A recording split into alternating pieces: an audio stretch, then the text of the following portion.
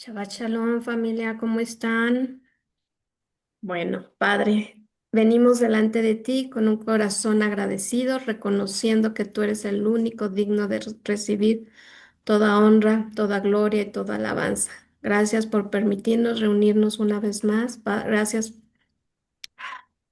por esta reunión para escudriñar tu palabra, que es lámpara a nuestros pies y lumbrera a nuestro camino. Padre, en nombre de tu amado Hijo Yeshua, te pedimos que prepares nuestro corazón para recibir la enseñanza que hoy nos darás y a través de este capítulo 16 del Evangelio de Juan. Quita de nosotros toda distracción, toda preocupación, todo pensamiento que quiera impedir que tu verdad eche raíces en nuestra vida. Así como Yeshua prometió enviar su Ruach HaKodesh, te pedimos que sea tu Santo Espíritu que nos guíe a toda verdad. Danos entendimiento espiritual para comprender no solo las palabras del texto, sino también tu propósito eterno. Permítenos que podamos discernir tu voluntad y explicar estas enseñanzas con obediencia y fidelidad. Fortalece nuestra fe para permanecer firmes cuando entremos en pruebas, recordando que nuestro Mashiach venció al mundo y que en él tenemos verdadera paz. Enséñanos a confiar en tus tiempos, aun cuando el dolor parezca durar una noche, sabiendo que el gozo preparado por ti siempre llega para aquellos que perseveran. Guarda nuestros labios para que nuestras palabras sean edificantes.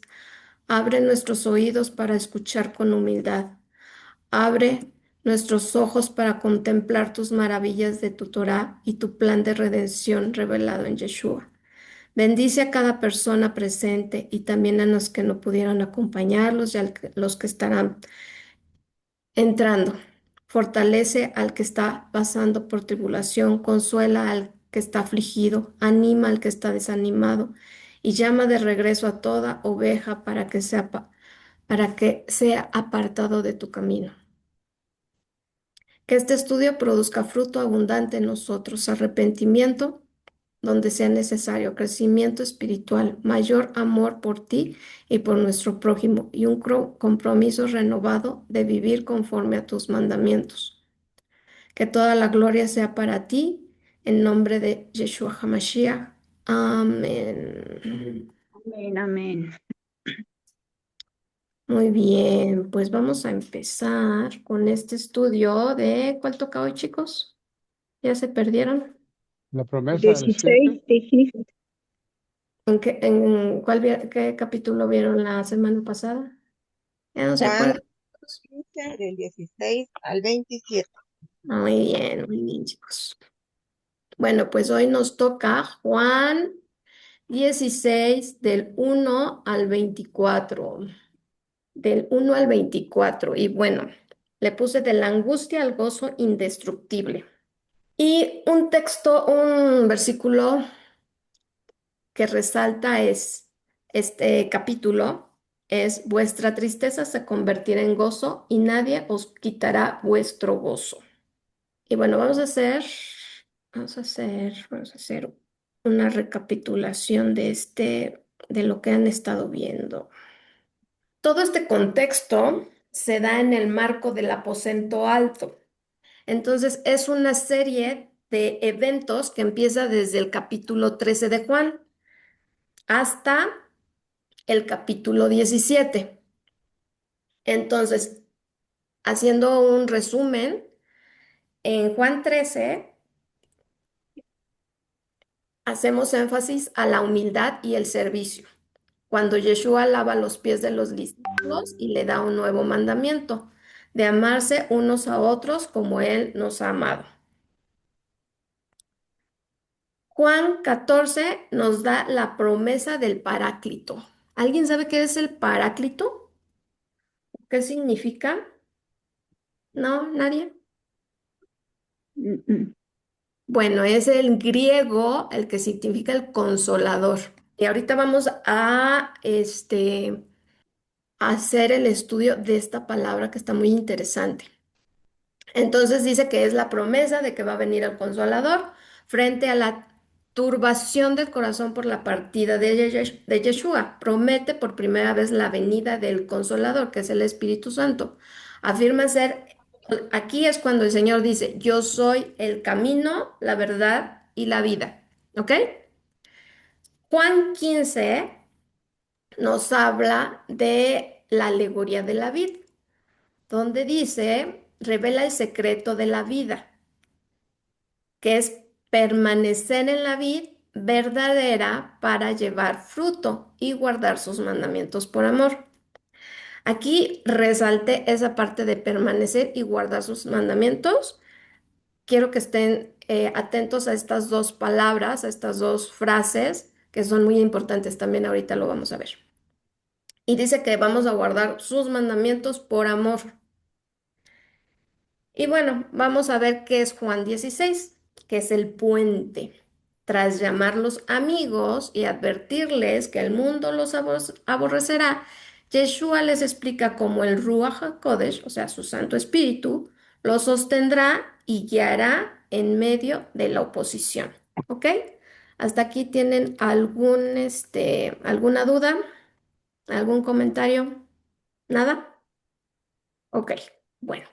Aquí les puse permanecer y guardar sus mandamientos. Entonces vamos a ver que en Juan 14, ¿cuántas veces creen que dice la palabra permanecer? Bueno, yo les digo, la dice 3 veces. Y en Juan 15 la dice 11 veces. ¿Ustedes creen que sea importante estas palabras? Sí. Sí, ¿verdad? Muy importantes porque en Juan lo dice permanecer 3 veces, pero en Juan 14, 3 veces. En Juan 15, 11 veces, 11, 11. Bueno, y después dice guardar mandamientos. En Juan 14 nos habla, o sea, 4 veces repite la misma frase. Y en Juan 15 la repite también 4 veces. Y en Juan 15:10 dice, si guardareis mis mandamientos, permanecéis en mi amor. Aquí ya une ambas palabras y es muy importante porque dice, si guardareis mis mandamientos, permanecéis en mi amor. Entonces, para Yeshua, la obediencia a su enseñanza es la evidencia directa de estar conectados y permaneciendo en Él. ¿Sí se entiende esa parte? De estar conectados y permanecer en Él. No los escucho, chicos. ¿Sí? Muy bien. Sí. Necesito que me apoyen a ir leyendo el capítulo que vamos a estudiar hoy. Necesito 5 personas. Ok, Presente, presente. Presente, Yo, muy bien, muy presente, bien. yo vi Presente. Perfecto, perfecto. presente. presente. Excelente, chicos, excelente. Me gusta cuando estén participativos. Bueno, vamos a empezar. ¿Quién va primero? No. Va. Yo, Del, yo, yo dije primero. Ah, ok. bueno, está bien. No se peleen, no se peleen. Muy bien, muy bien. Muy bien. Del 1 al 5, por favor. Shabbat Shalom. Shabbat Ya, shalom. 16 del 1 al 5, ¿verdad? Hermano Enrique, perdóname la puesta de mano. Ah, Ya, no, hermano, adelante. Adelante. ya dice, Genial. dice, capítulo 16, verso 1, dice, estas cosas os he hablado para que no tengáis tropiezo. Os expulsarán de las sinagogas y aún viene la hora, y aún viene la hora cuando cualquiera que os mate pensará que rinde servicio a Dios. Y harán esto porque no conocen al Padre ni a mí. Pero os he dicho estas cosas para que cuando llegue la hora os acordéis de que ya os lo había dicho.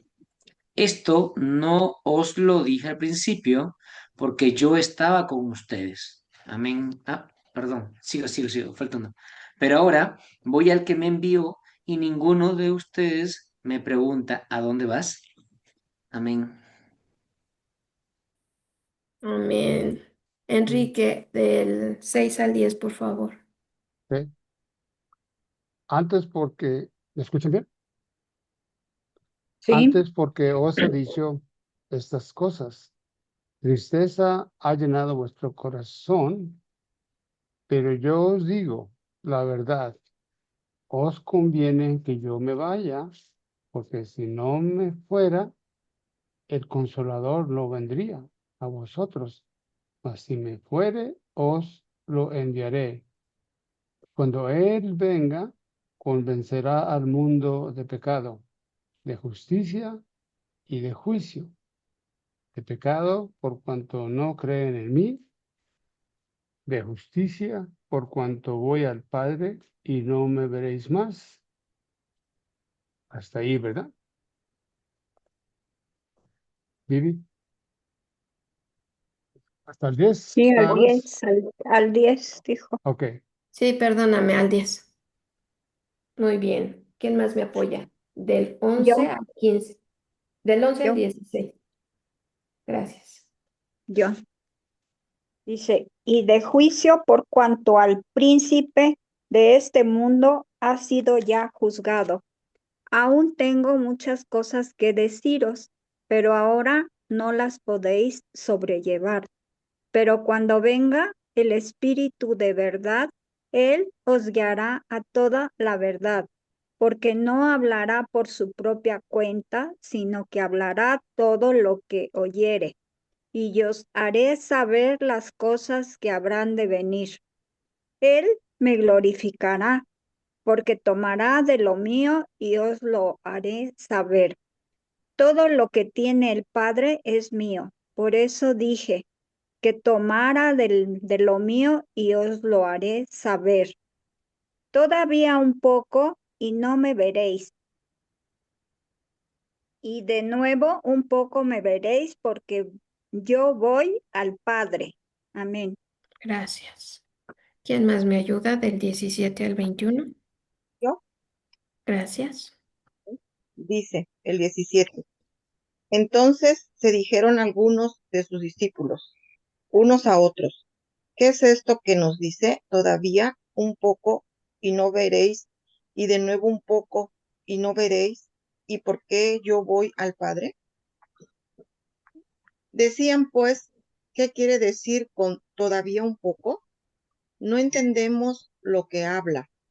Jesús conoció que querían preguntarle y les dijo, ¿preguntáis entre vosotros acerca de esto que dije? Todavía un poco y no me veréis, y de nuevo un poco y me veréis. De cierto os digo que vosotros lloraréis y lamentaréis, y el mundo se alegrará. Pero aunque vosotros estéis tristes, vuestra tristeza se convertirá en gozo. La mujer cuando da luz tiene dolor porque ha llegado su hora, pero después que ha dado a luz un niño, ya no se acuerda de la angustia por el gozo de que haya nacido un hombre en el mundo. Amén. Amén. Bien. ¿Quién más me ayuda? Del 22 al 24. Yo, si quiere. ¿Quién? ¿Quién dijo yo? Yo, Mónica, Moni. No, es Florecita. yo, sí. Florecita. Dice, también vosotros ahora tenéis tristeza, pero os volveré a ver y se gozará vuestro corazón, y nadie os quitará vuestro gozo. En aquel día no me preguntaréis nada. De cierto os digo, que todo cuanto pidiereis al Padre, en mi nombre os lo daré. ¿Hasta el 24? Por favor. Hasta ahora nada habéis pedido en mi nombre. Pedid y recibiréis para que vuestro gozo sea cumplido. Muchas gracias. Amén, amén.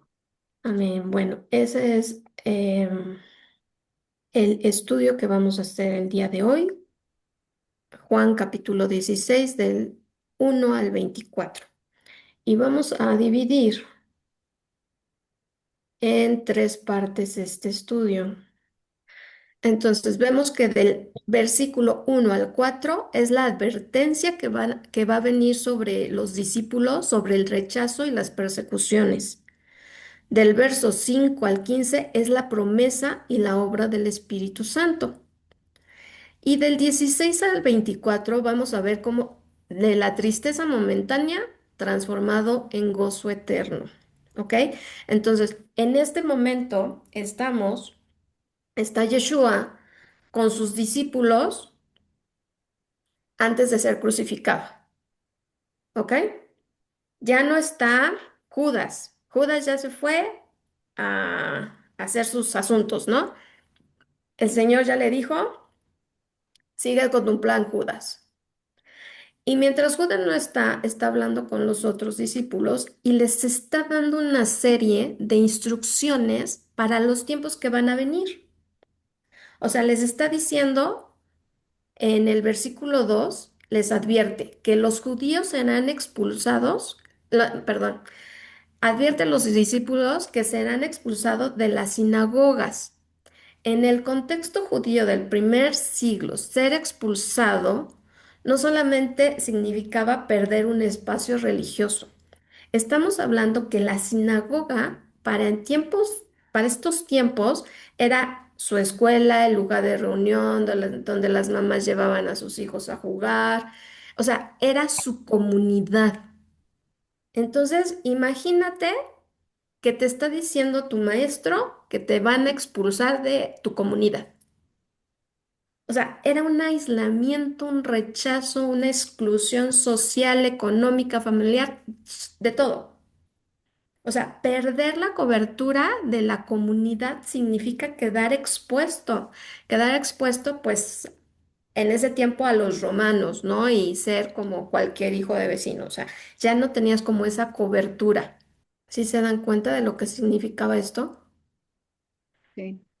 Y aparte, o sea, no nada más les está diciendo, los van a expulsar, los van a echar y ya. No, también los van a matar.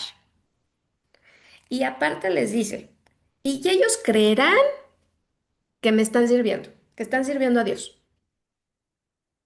A quién les recuerda quién estaba persiguiendo a los llamados cristianos, que era del mismo pueblo, de los judíos? Saulo. Exacto, ¿no? Y él estaba convencido de que estaba sirviendo a Dios, ¿cierto? O también algunos celotes hacían eso. Entonces, dice, en el pensamiento judío de la época, defender la Torá de lo que percibían como herejía se consideraba una obra piadosa para honrar a Dios. En este contexto, la piedra de tropiezo es algo que hace caer al justo en la incredulidad.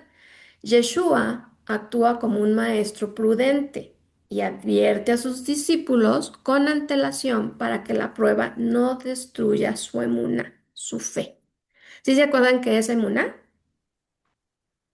Sí, fidelidad. Fidelidad a la verdad. O sea, para que no destruyan su fidelidad. A quién eran fieles los discípulos? En este caso, pues a su maestro. ¿Quién era su maestro? Yeshua, ¿no? ¿Cierto? Cierto. Sí, Muy bien. Verdadero.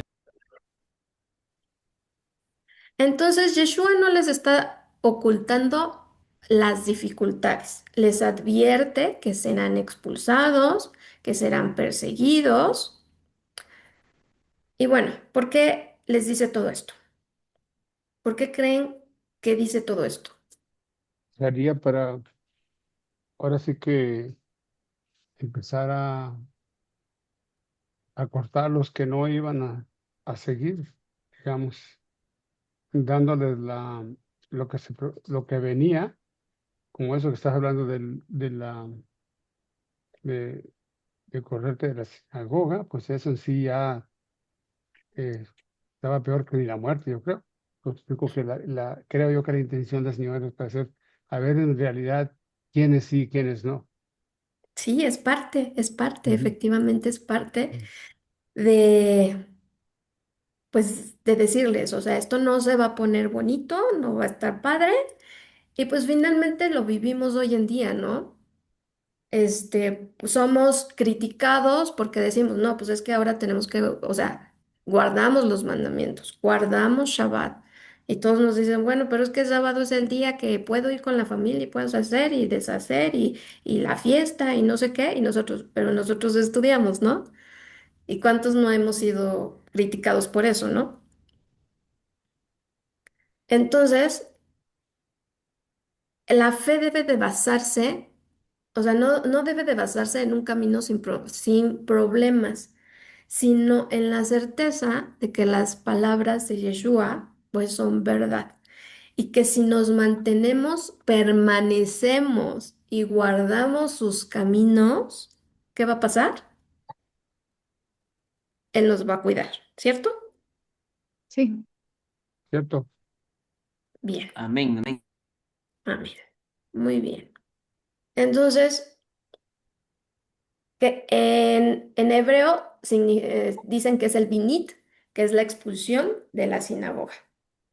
El Kiddush Hashem es el celo religioso que consideraban perseguir a otros como un servicio a Dios.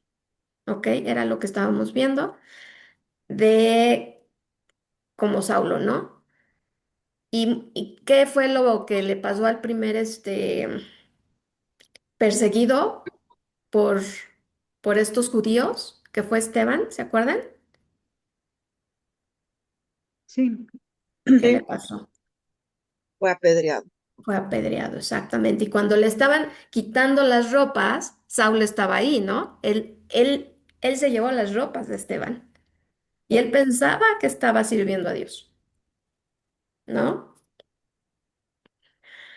Bueno, y esto que está diciendo el Señor acerca, en hebreo se dice Menahem, que es el consolador. Mm. ¿Será algo nuevo de que Yeshua está hablando? ¿O será algo que ya conocían y que ya tenían como muy visto el- sus discípulos? ¿Ustedes qué creen? ¿Que es algo nuevo que Yeshua está diciendo que va a venir un consolador, que va a venir el Espíritu de Dios? Yo digo que ya sabía, ¿Por qué que ya dices lo... que sí? ¿Por qué? ¿Por qué digo eso? Porque cuando en un momento ellos le preguntan cuándo va a suceder todo eso, él le contesta, para ustedes no, no va a haber, pero sí va a llegar algo así. Por eso digo yo que de alguna manera sí, sí sabían ellos al Ok, ok, respecto. muy bien. Bueno, vamos a ver. Ah, en el Antiguo Testamento, el Espíritu de Dios a veces nada más se les mandaba a ciertas personas o a los profetas, donde pues el Señor a través de su Espíritu ya sea les mandaba visiones o les hablaba o o hacía señales, ¿no? ¿Están de acuerdo? Sí, Sí. Y ahorita Yeshua les está diciendo que a todos los que permanecen y guardan sus mandamientos, ¿qué les va a mandar? Su Santo Espíritu. ¿Ok? En, en griego se dice paráclito, que es lo mismo que el Ruach HaKodesh o el Manahem, que es el consolador. Paráclito en griego es el consolador. ¿Ok? Y lo más interesante es que este título del consolador en la tradición rabínica, aquí les puse que es el Talmud Sanedrín 98b, que está asociada al hecho está asociado al hecho de propio Mesías. Entonces, en Juan 16:7, Yeshua dice en griego que enviará al Paracletos, que es traducido como el consolador, el abogado o intercesor. Es la persona que viene al lado de alguien para defenderlo, guiarlo y darle aliento en medio de la prueba. ¿Ok? En hebreo, Manahem, cuando las comunidades judías en los textos hebreos traducen el concepto de consolador, usan la palabra Menahem, que proviene de la raíz hebrea, para consolar o traer alivio. Y aquí en el Talmud del Sanedrín, es en el Talmud babilónico, que son los escritos judíos, que pues ellos los tomaban como algo a veces más importante que la misma palabra del Señor, dice algo muy importante acerca de quién es el consolador. Y dice que el nombre de Mashiach es Menahem, hijo de Ezequías. Para el pensamiento judío de la época, el Mesías no era solo un líder político o militar, sino el consolador de Israel. Y eso lo podemos ver en Lucas 2:25, cuando el anciano Simeón dice que espera a la consolación de Israel. O sea, ¿qué quiere decir? O sea, el Mesías les está hablando en el idioma que todos los discípulos entendían. ¿Sí me explico? ¿Más o menos? ¿O ya nos perdimos? Pues como que sí, como que no. O sea, en el Talmud, o sea, en los escritos rabínicos, dice que el consolador, te hablan que el consolador, ese abogado, esa persona, es el mismo Mesías, es el consolador de Israel. ¿Ok? Y cuando Simeón, ¿sí se acuerdan de un viejito ancianito que dijo que le había dicho el Señor que no se iba a morir hasta que no viera el Mesías? ¿Sí se acuerdan de él? Simeón. Simeón, ajá, Ujú, ujú. ¿sí? Cuando le preguntan a él que qué esperaba, él dice que está esperando la consolación de Israel. O sea, ¿a quién está esperando? Al Mesías, al consolador, Mesías. ajá. ¿Ya está más claro? O sea, para ellos este concepto del consolador no es algo nuevo que está hablando el Mesías, ¿ok? O sea, en su cultura los discípulos entendían muy bien de qué trataba el consolador. Y esto era el mismo espíritu del Mesías. O sea, el Mesías ya les había dicho que él era el Mesías. O sea, Yeshua ya les había dicho, yo soy el Mesías. ¿Sí están de acuerdo? Sí, Pero Sí, ahora les dice, pero ya me voy. Pero no se preocupen, les conviene que yo me vaya porque va a venir el consolador.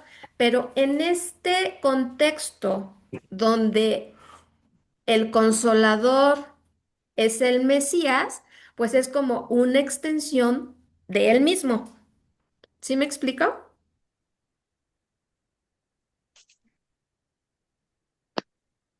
sí, ¿Sí? ¿Ya no estoy hablando en chino? No, No, no. ¿Sí? ¿Ya vamos bien? O sea, estamos hablando de que el Señor les dice, a ver, yo, Yeshua, que ya les dije que soy el Mesías, sí me voy a ir, pero les voy a mandar aquel que va a continuar mi labor, ¿ok? el Espíritu ujú, Santo. Exactamente, al Espíritu Santo. Nosotros lo conocemos como el Espíritu Santo, el Ruach HaKodesh, el Espíritu de verdad, ¿de acuerdo? Sí. sí. eh, Ok, pero ¿a quiénes van a poder recibir este Espíritu Santo, este Ruach, este Espíritu de verdad? ¿Quién lo va a poder recibir? ¿Cualquier persona? Los que estén al servicio de Dios.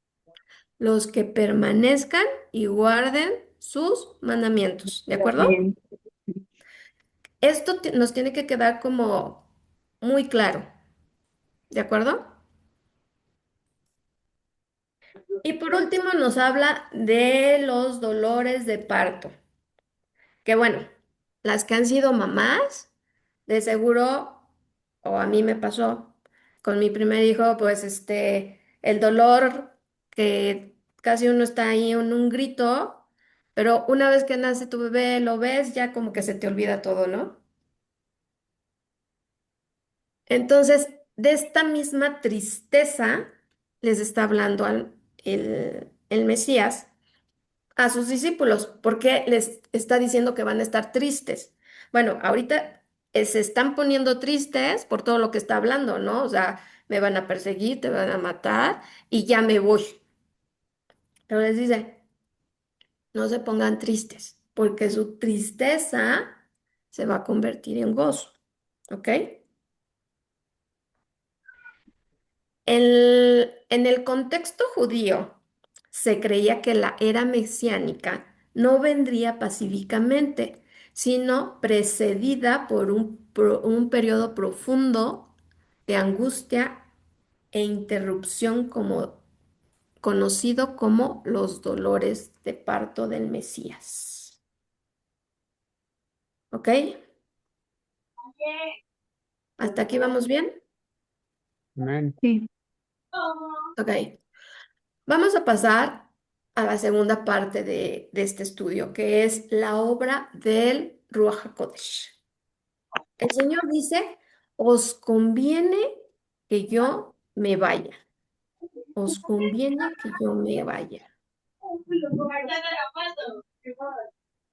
¿Por qué dice que os conviene que yo me vaya? ¿Por qué se imagina que dice, os conviene que yo me vaya? Porque vendrá el Espíritu Santo. Ajá, pero ¿por qué me conviene? O sea, ¿cuál será? O sea, yo me voy y viene el Espíritu, ¿no? Pero ¿por qué Mm, viene? Y bueno, pu- Por el poder que iban a recibir. exacto, por el poder que nos va a dar. O Ujú. sea, si el Señor Yeshua no hubiera muerto y no nos hubiera mandado su espíritu, para empezar, pues no hubiera tantos cristianos así como nosotros yéndole a buscar, ¿verdad? Y aparte, yo me pongo a pensar, imagínense un Pedro que primero está, aún sin el espíritu, que fue y negó al Señor, y una vez que tiene el espíritu, o sea, se pone a predicar delante de todos los ancianos, ¿no? Y no tiene miedo y además es crucificado de cabeza. Y todo lo que ellos hicieron, ¿les convenía o no les convenía? O sea, ¿nos conviene o no nos conviene? Porque hasta en nuestros días esto aplica, ¿cierto? Sí. En Juan 16:13, Yeshua afirma, pero cuando venga el Espíritu de verdad, Él os guiará a toda verdad. La promesa es real, pero la Biblia revela que para experimentarla de forma práctica en nuestro día a día se requiere ciertas actitudes y disposición de nuestro corazón. Y la primera es permanecer en Yeshua.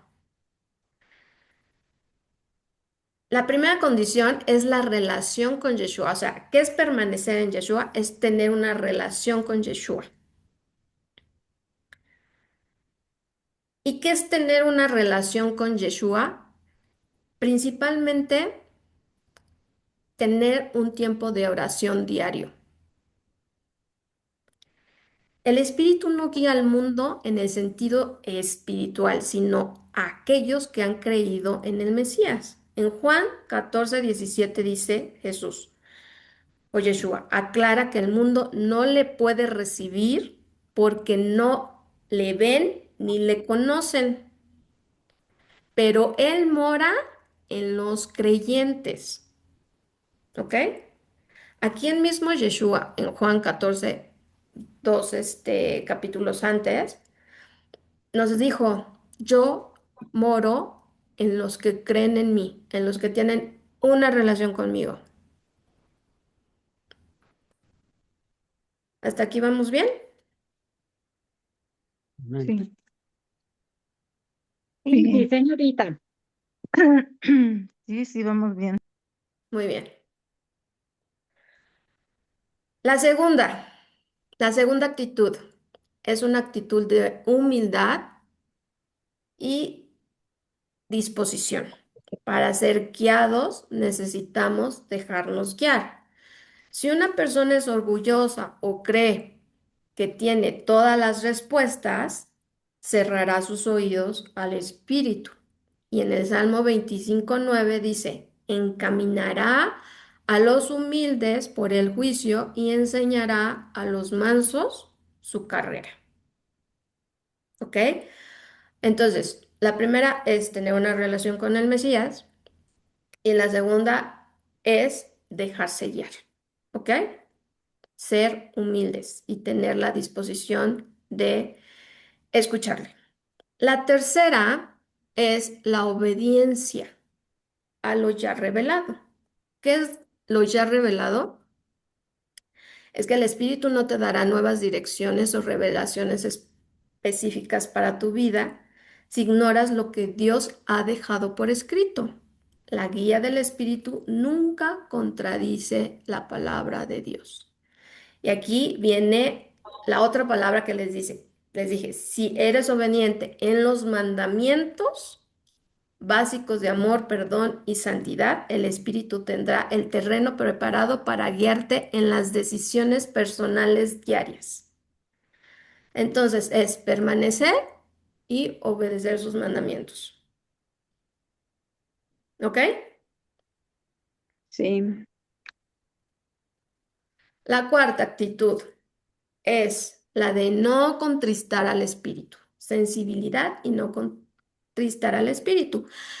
En Efesios 4:30 se nos advierte, dice, y no contristáis al Espíritu Santo de Dios.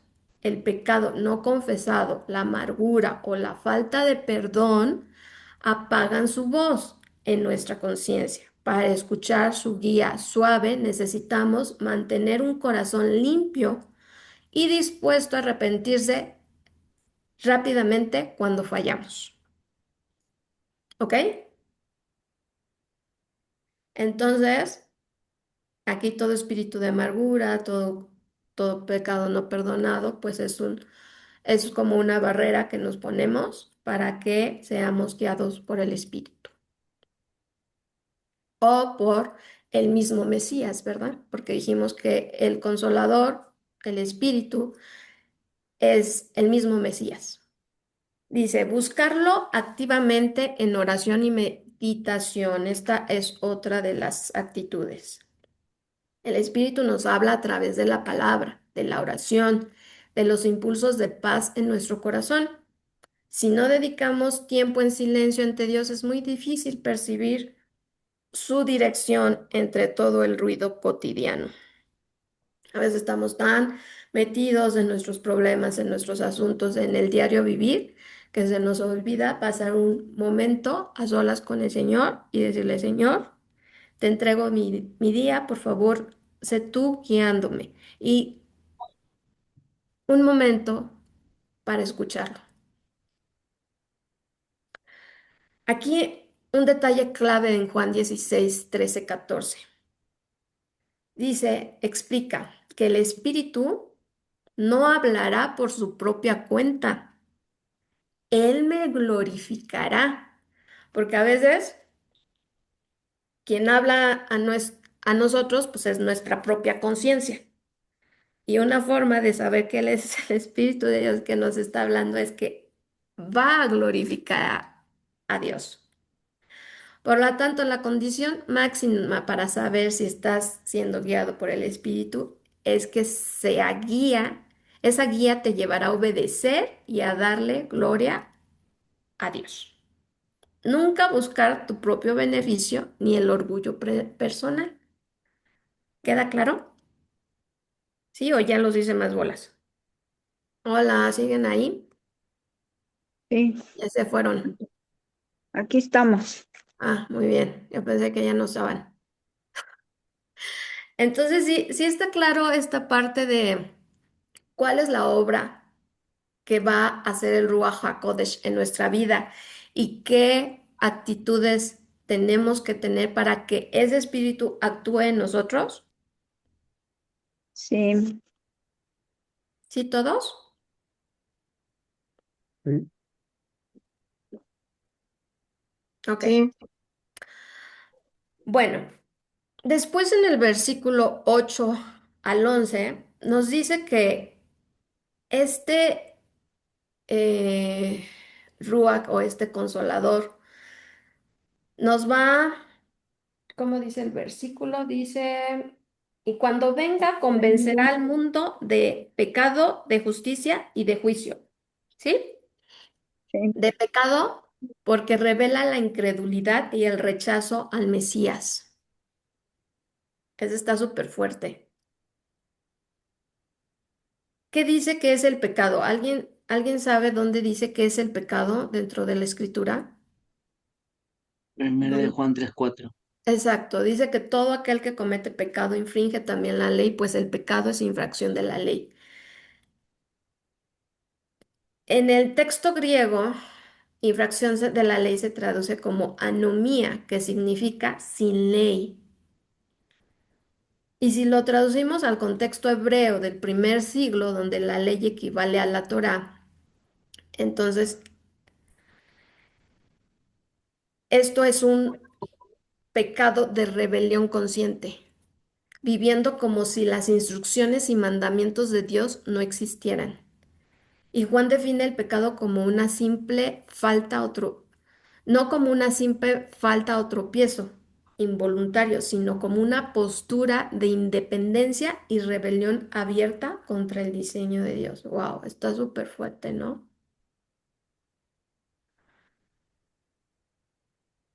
En nosotros, como creyentes en Mesías, pues esta parte ya no nos tendría que catalogar así como pecadores, ¿no?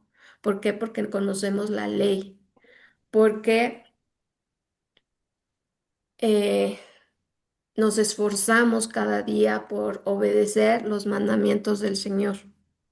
Que de repente, pues ahí tenemos un traspiezo tropezón, pero como el rey David tenemos que ser siempre diciendo, sí me equivoqué, pero perdóname, ¿no?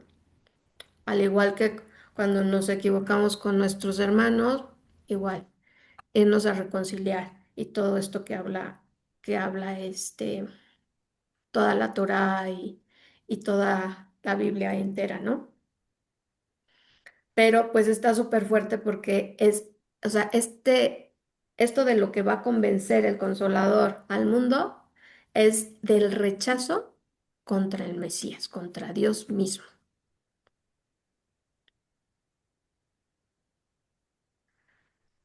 Dice, a menudo pensamos en el pecado solo como una lista de faltas morales, como no mentir, no robar, guardar el día de reposo. Sin embargo, Yeshua eleva la definición al nivel más radical. El pecado, raíz del que se deriva todos los demás, es la incredulidad, es el rechazo voluntario al Mesías que el Padre envió. El, es- el ser humano por sí solo tiende a justificarse y a minimizar sus faltas. Pero el Espíritu Santo viene a desenmascarar esa ceguera, haciendo evidente que estar separados del Señor es haber fallado el objetivo fundamental de la existencia. ¿Quién cree que está fuerte esto?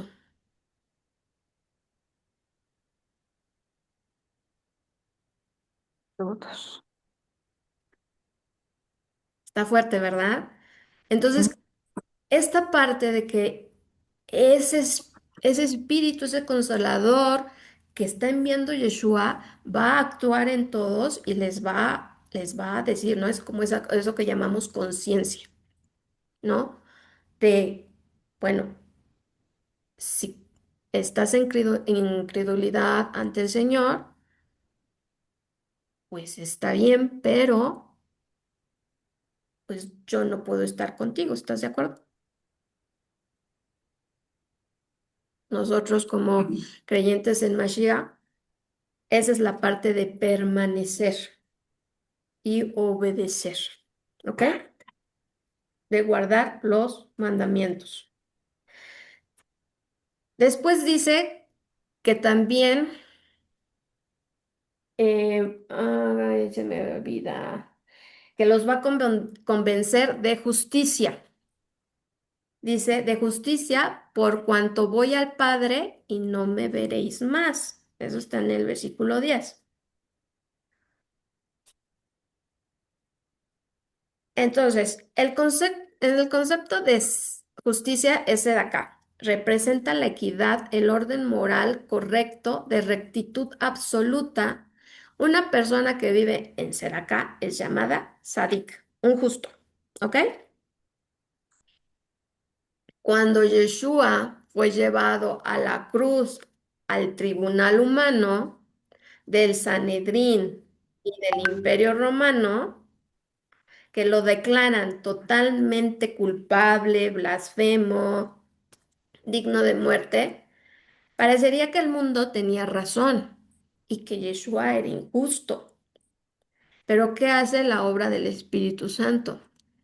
La resurrección y la ascensión de Yeshua al Padre son la vindicación divina, donde se revierte el veredicto del tribunal humano, demostrando que Yeshua era un sádico perfecto.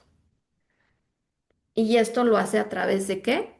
Del Consolador, del Espíritu Santo, que convence al mundo de que la verdadera justicia no se encuentra en la religión ni en la moral humana, sino únicamente en la persona de nuestro Mashiach glorificado. ¿Hasta aquí vamos bien? Sí, Amén. Y después dice que de juicio. El juicio y de juicio por cuanto el príncipe de este mundo ha sido ya juzgado, que está en el versículo 11. Dice, aquí me llama la atención porque dice, el príncipe de este mundo ha sido ya juzgado. Todavía estaba Yeshua por ser crucificado, pero ya estaba siendo juzgado.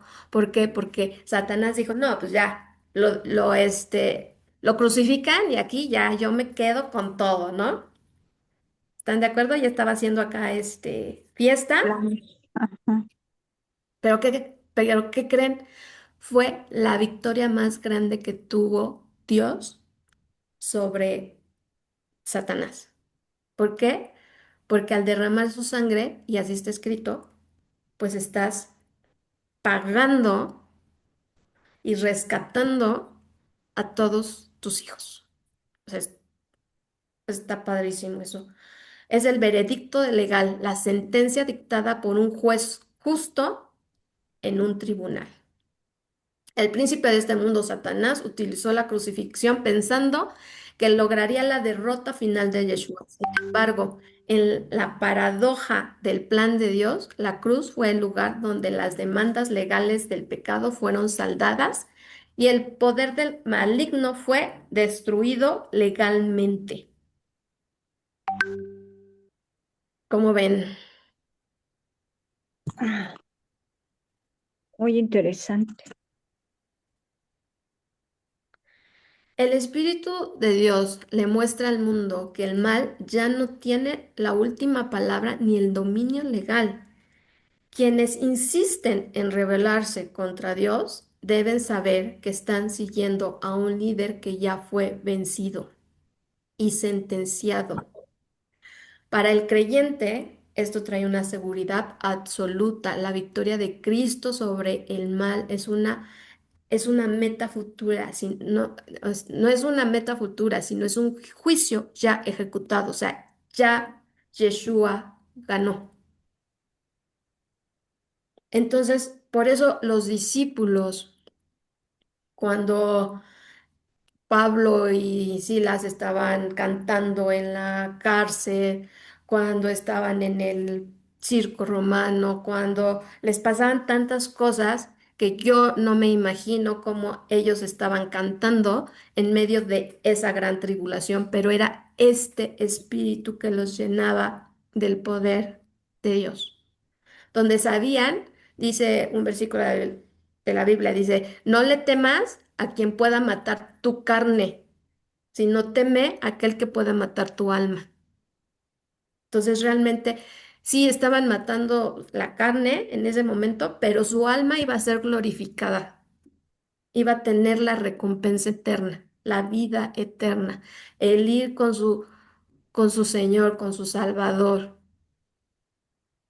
¿Se dan cuenta lo que este consolador es lo que está haciendo a partir de que Yeshua lo mandó? Tener una dirección y discernimiento claro por parte del Espíritu Santo no suele significar recibir revelaciones místicas o extrañas. En la práctica cotidiana, en las enseñanzas de Juan, el discernimiento es un proceso de alineación interna y externa. Te explico cómo, de forma muy práctica, cómo opera exactamente esa dirección y discernimiento en la vida diaria. El primer filtro es la palabra. El Espíritu Santo también es llamado Espíritu de verdad. Juan 16:13 lo dice. Por lo tanto, nunca te guiará a hacer algo que contradiga los principios bíblicos. Cuando debes tomar una decisión en tu trabajo, en una recesión, en un negocio, lo primero que hace el Espíritu es traer a tu mente pasajes o mandamientos bíblicos. Si una oportunidad parece buena económicamente, pero implica mentir, descuidar tu familia o comprometer tus valores, el discernimiento automático no viene de Dios, sin importar lo atractiva que pueda ser esa oferta. ¿Están de acuerdo? Amén. Sí, El Espíritu nunca te va a decir que hagas algo que contradiga la palabra de Dios. Siempre tiene que estar alineado a lo que dice su palabra. La paz de Dios como árbitro. Este es otro filtro emocional e intuitivo. A veces nos dejamos guiar por las emociones. La paz de Dios no es solo una sensación bonita. Actúa como un árbitro en el corazón. En Colosenses 3:15, ahí lo podemos ver. La falta de paz o la inquietud espiritual, a veces decimos, no, como que no tengo paz en esto, en este tema, ¿no? A veces es una decisión parece lógica, pero dentro de ti sientes un peso, una sombra, una inquietud constante al pensar en tomar ese camino. Ese suele ser el espíritu poniendo una luz roja de precaución, ¿ok? Cuando estás alineado con la voluntad de Dios, experimentas una tranquilidad profunda sobre la decisión, incluso si la situación externa es difícil o requiere de tu fe.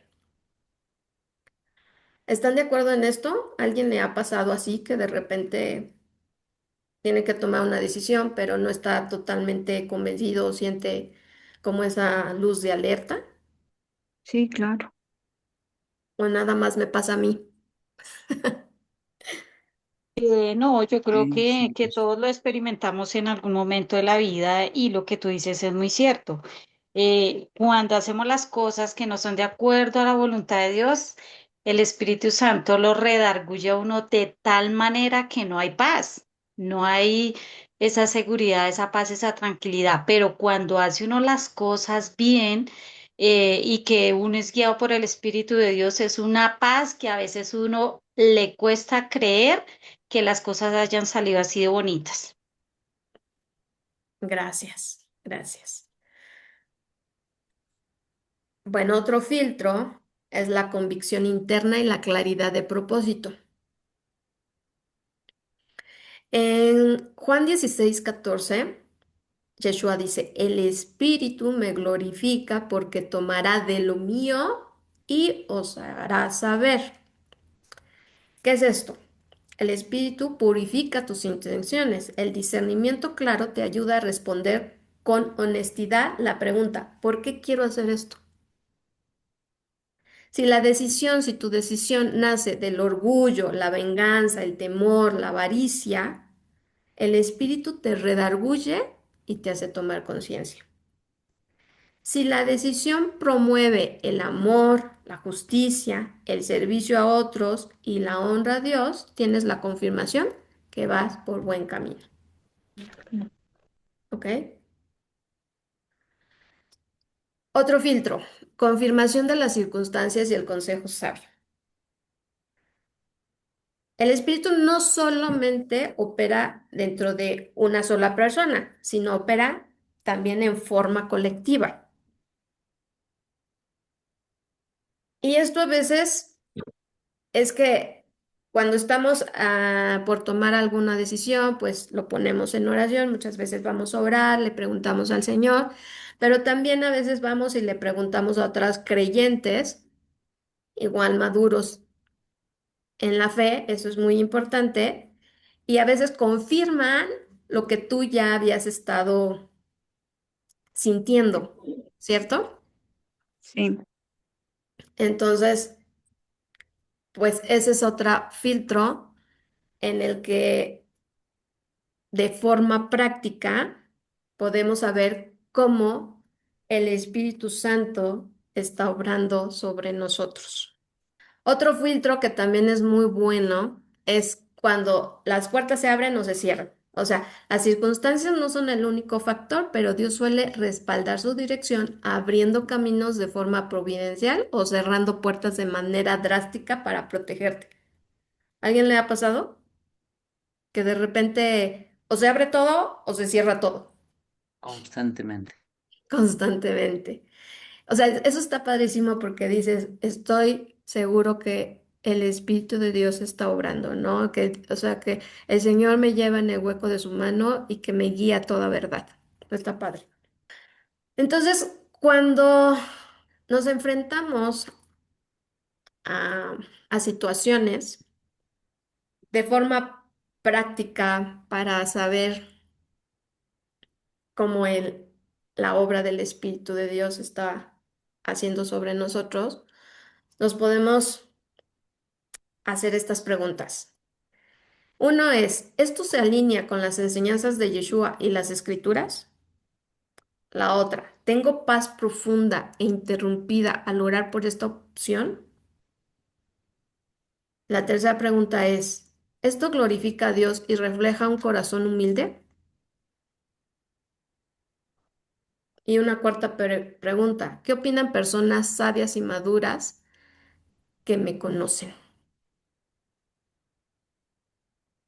Hasta aquí está claro cuál es la obra del Espíritu en nosotros y en cómo el Señor estaba viendo toda esta visión.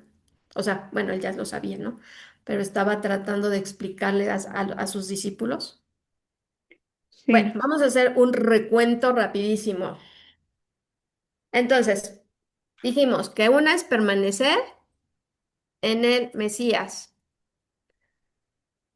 en la intimidad y en la comunión diaria, como dice en Juan 15, permanecer en mí y yo en vosotros. El que permanece en mí y yo en él lleva mucho fruto, porque separados de mí nada podéis hacer. Permanecer, acuérdense, permanecer. El segundo, guardar sus mandamientos. Obediencia activa por amor.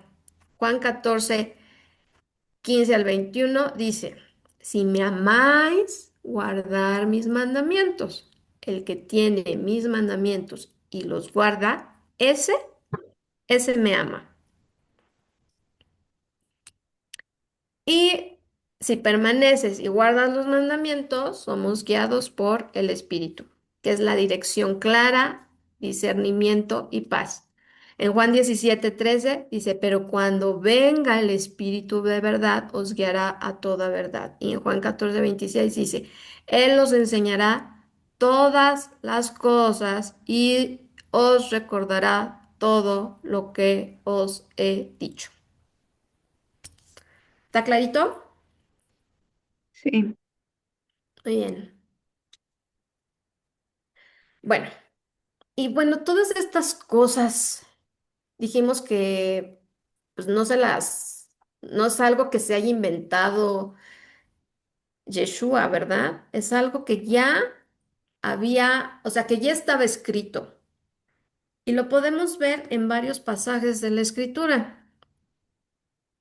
O sea, no son ideas aisladas, sino es la culminación y cumplimiento de grandes promesas proféticas de Israel.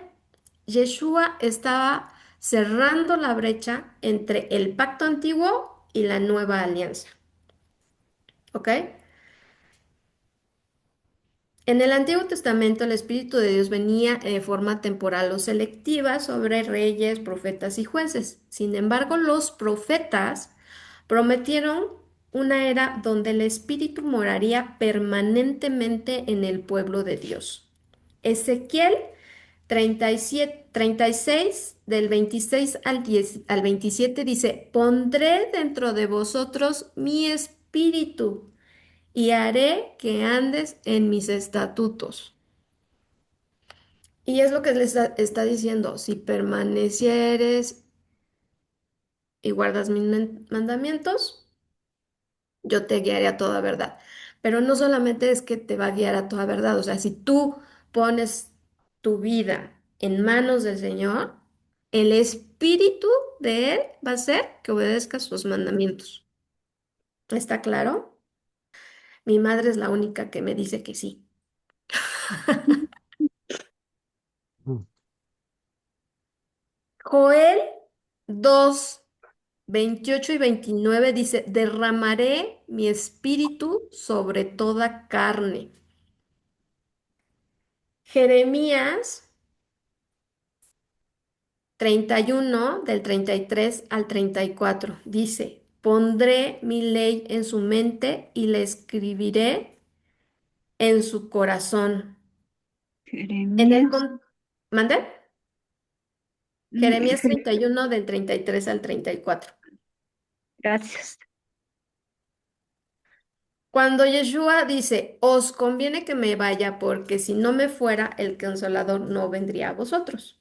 Está anunciando que el momento profetizado por Ezequiel, Joel y Jeremías ha llegado. El Espíritu Santo no solo acompañaría a los creyentes externamente, sino que les guiaría internamente a toda verdad.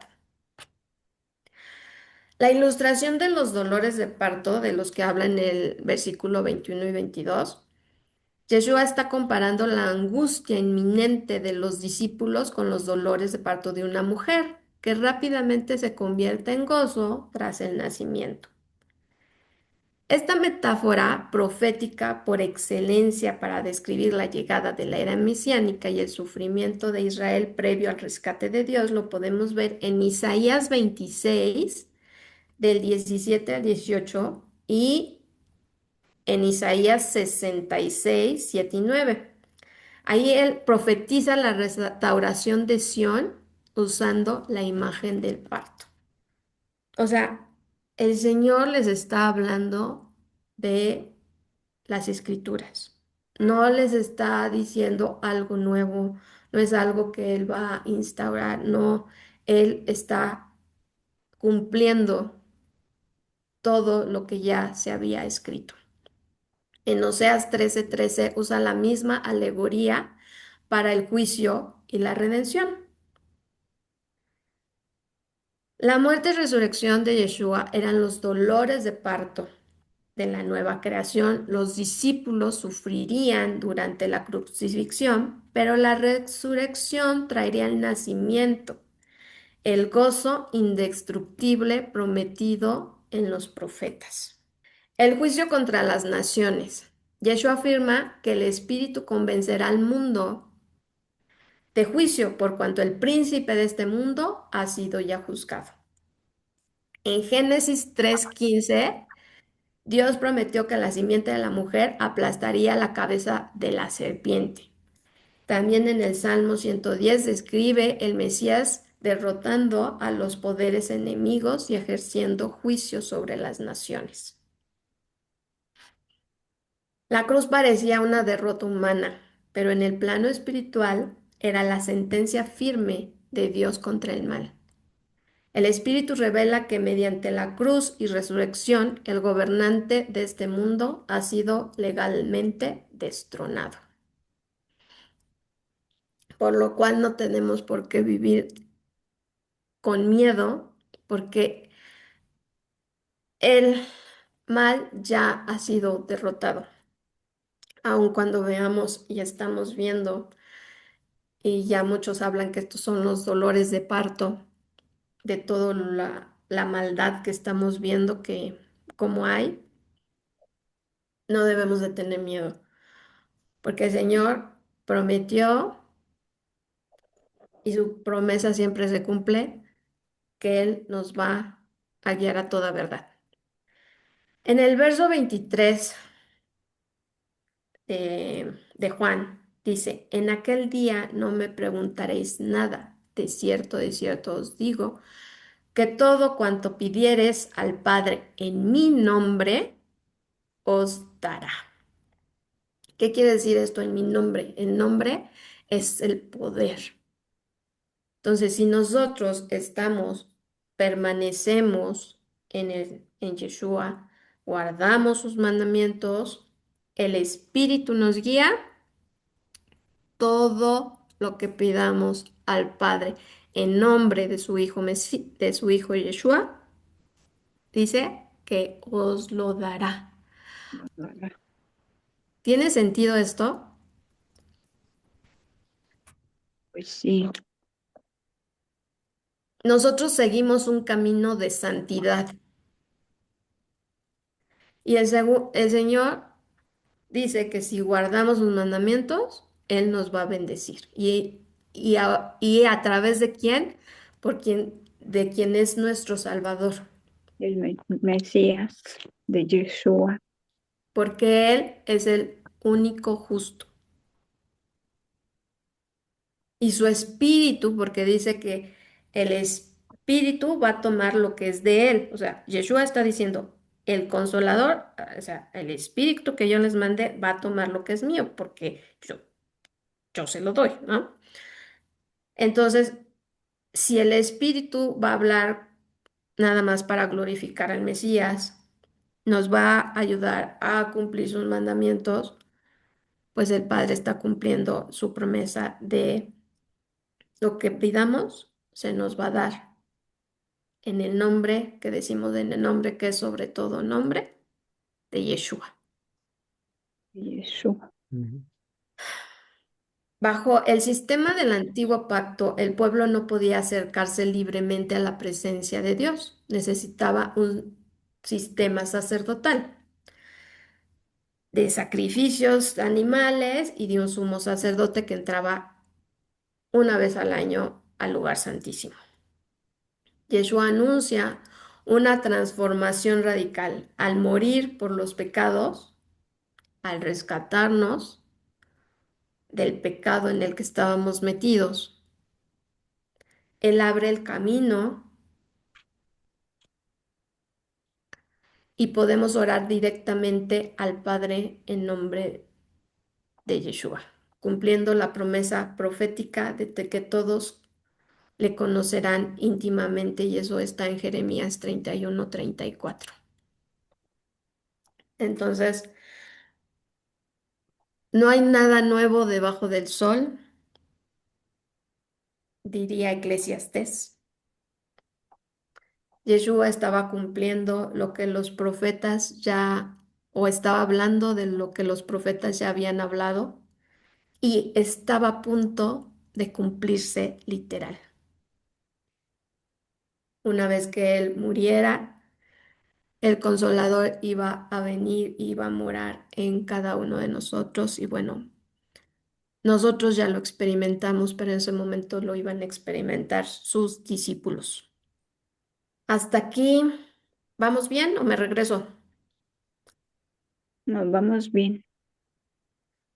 ¿Todos vamos bien o nada más mi madre va bien? Ya se durmieron los demás, qué bárbaros. Vivi, se me Presente. viene a la mente lo que acabas de decir de que el pueblo del Antiguo Testamento o de la Antigüedad no podían acercarse al Señor, pero sí podían orar, ¿verdad? Ah, claro. Ok, o sea, era nada más, ¿para qué tendrían que una persona de a pie, para qué querría acercarse al Señor? Es que Digamos, acordémonos que en la antigüedad, quien era el intermediario ujú, entre el pueblo y ujú, Dios, pues era el sumo sacerdote, claro, ¿no? O sea, yo como parte del pueblo, pues iba y le dejaba al sacerdote, pues mi animalito, ¿no? Porque, Frente. ajá, la ofrenda, porque pues a través de ese animalito, pues se iban a expiar mis pecados. ujú, Pero en realidad como que estaba todavía velado toda esa parte, ¿no? No podían llegar ahora sí que al lugar más santo del templo, porque ujú, quien se acercara y no fuera el sumo sacerdote, moría inmediatamente, ujú. ¿no?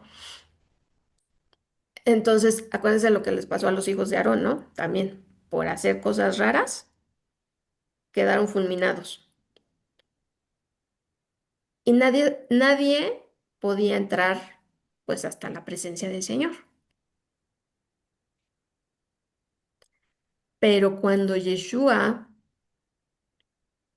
muere, ¿se acuerdan que tiembla y se quiebra el, Velo. el Ujú, velo que estaba en el lugar santo de santísimos, en el lugar más santo? Eso quiere decir que ahora sí ya tenemos acceso directo a través de una relación con Dios, que es a través de una relación con Dios que es a través de nuestra oración. ¿Sí me expliqué o te hice más bolas? no, no, está bien.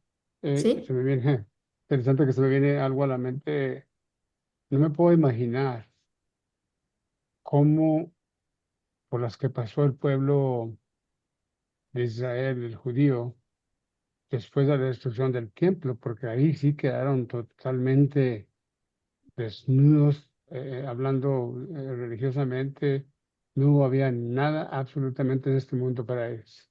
Sí, exacto. O sea, por eso fue tanta la tristeza y hasta hoy ellos siguen añorando ese templo, ¿no? Por eso están Ujú, tan, ¿cómo se llama? Queriendo hacer el tercer templo, ¿no? Por esa ujú, añoranza, porque como tú bien dices, o sea, para los que no conocen al Padre ni al Hijo, ujú, es importante tener ese templo, ¿no? Porque era pues como su cobertura, claro, claro. que nosotros somos súper afortunados porque si nosotros somos el templo, el Señor habita en nosotros. Bueno, siempre y Ujú, cuando permanezcamos y guardemos sus mandamientos. así es. Sí. Gracias, Vivi. No, gracias a ti. Y bueno, hay una conexión entre esto que estamos estudiando el día de hoy, Juan 16, y el libro de Apocalipsis. Esto no es ninguna casualidad. La tradición histórica y teológica atribuye ambos escritos al mismo apóstol Juan. Sabemos que tanto pues el Evangelio de Juan como el Apocalipsis fueron escritos por Juan, el apóstol Juan.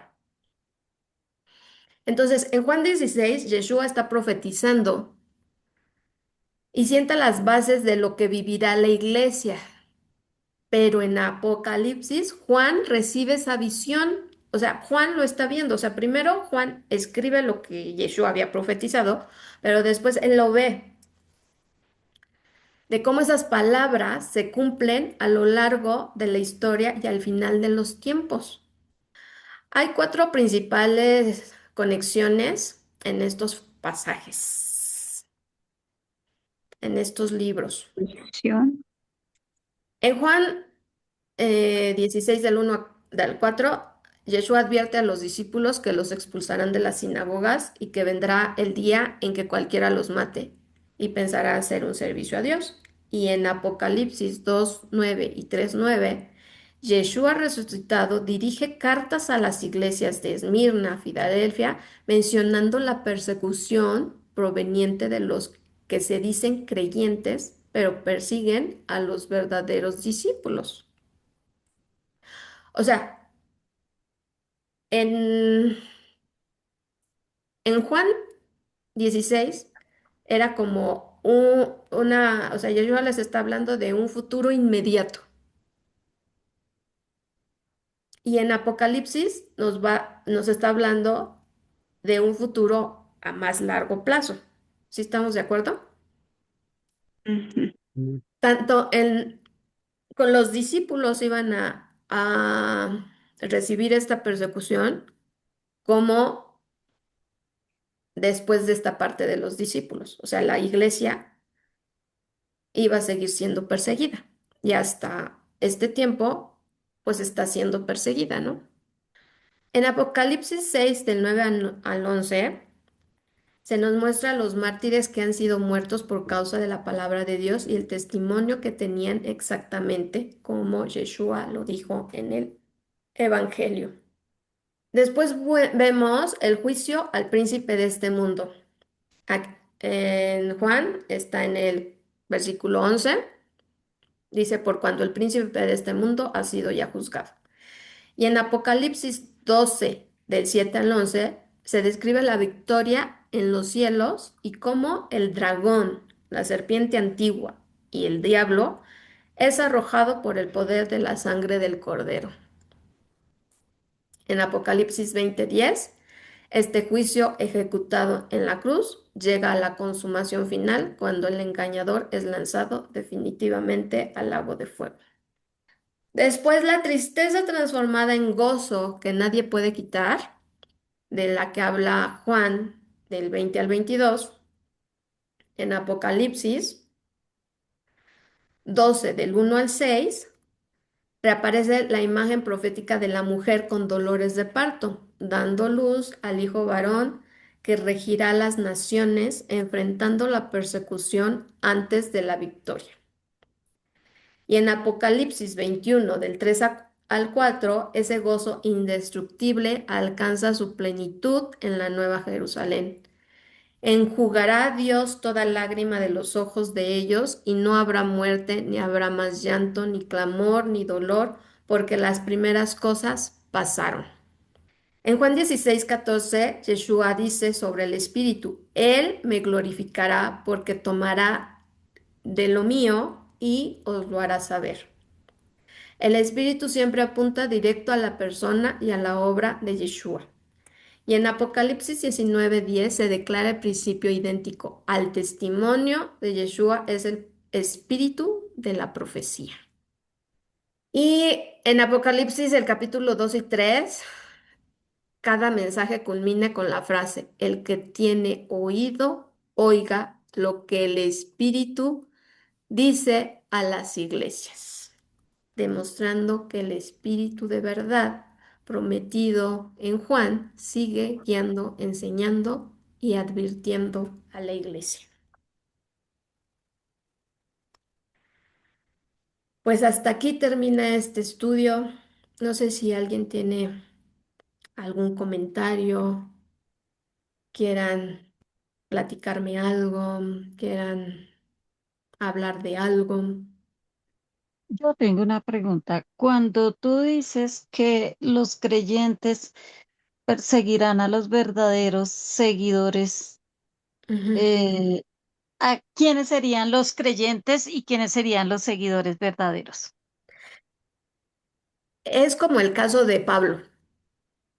O sea, Pablo creía en Dios, ¿no? Y era celoso de la Torá. Así él se personifica como un celoso de la Torá.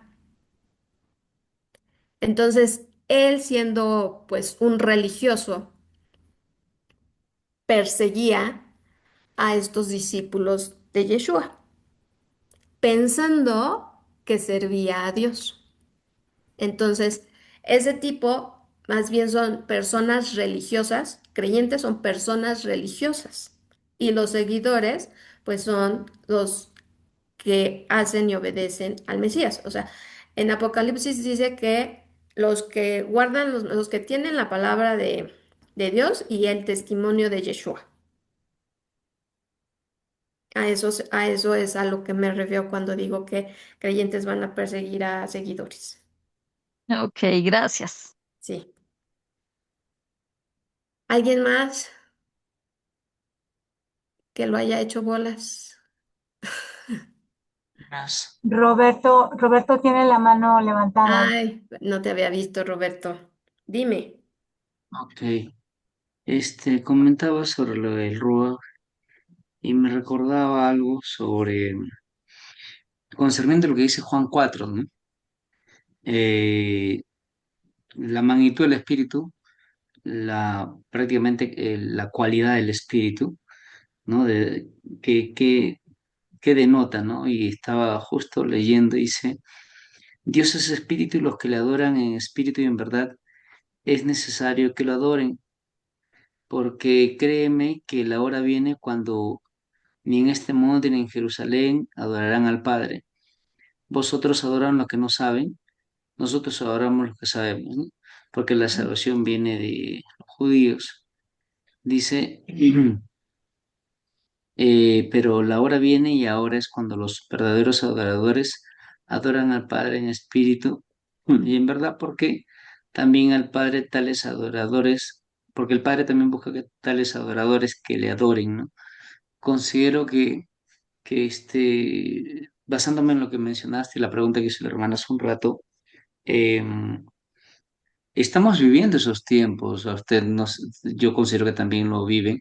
Me pasa porque estoy en iglesia, en algunas iglesias evangélicas, acá en Arequipa y en otros lados, y cuesta mucho a los hermanos de la Reforma aceptar porque guardan el domingo, ¿no? Y todos se centralizan en el domingo.